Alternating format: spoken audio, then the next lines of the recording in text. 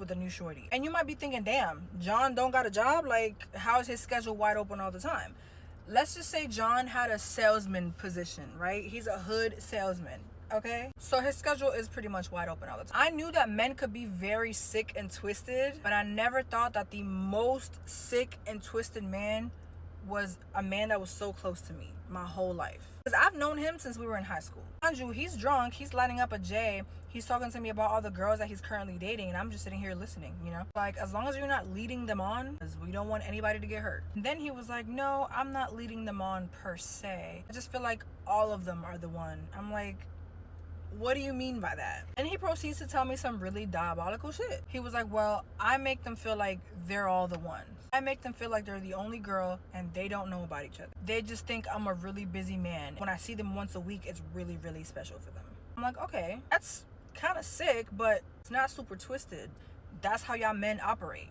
Y'all kind of suck. But I'm sitting here and I'm listening to him speak, and it just keeps getting worse and worse and worse. He was talking to me about some real player shit, but it wasn't as vile as the shit that made me not want to be his friend anymore. He was like, yeah, Nasha, I'm about to have 6 kids next year. I said, what the fuck are you talking about? Mind you, like, he was drunk as fuck off the Henny. So, like, at this point, I'm not really listening to what he's saying. But people do be saying that sober thoughts are drunk words, or drunk words are sober thoughts, or some shit like that. Y'all know what the fuck the saying is. He's talking about some, yeah, Nasha, I'm about to get them all pregnant at the same time, and I'm about to have me 6 babies. I'm about to have Irish sextuplets. And he starts laughing.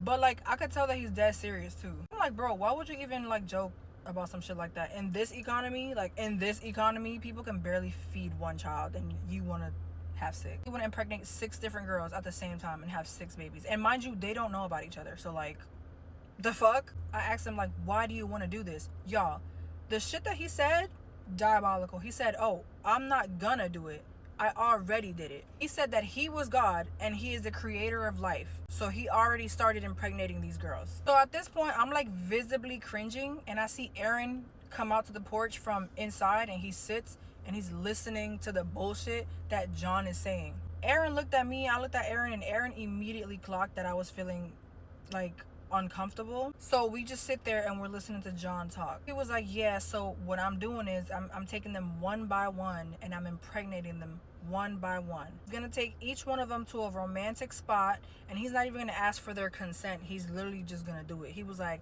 oh, I just shot the club up last week and I'm about to do it 5 more times, and I'm not even gonna ask for their consent. I'm just doing it. He said he has been tracking their cycles since they all been dating, so he can track their periods and track their ovulation dates, so he knows when each one of them is ovulating.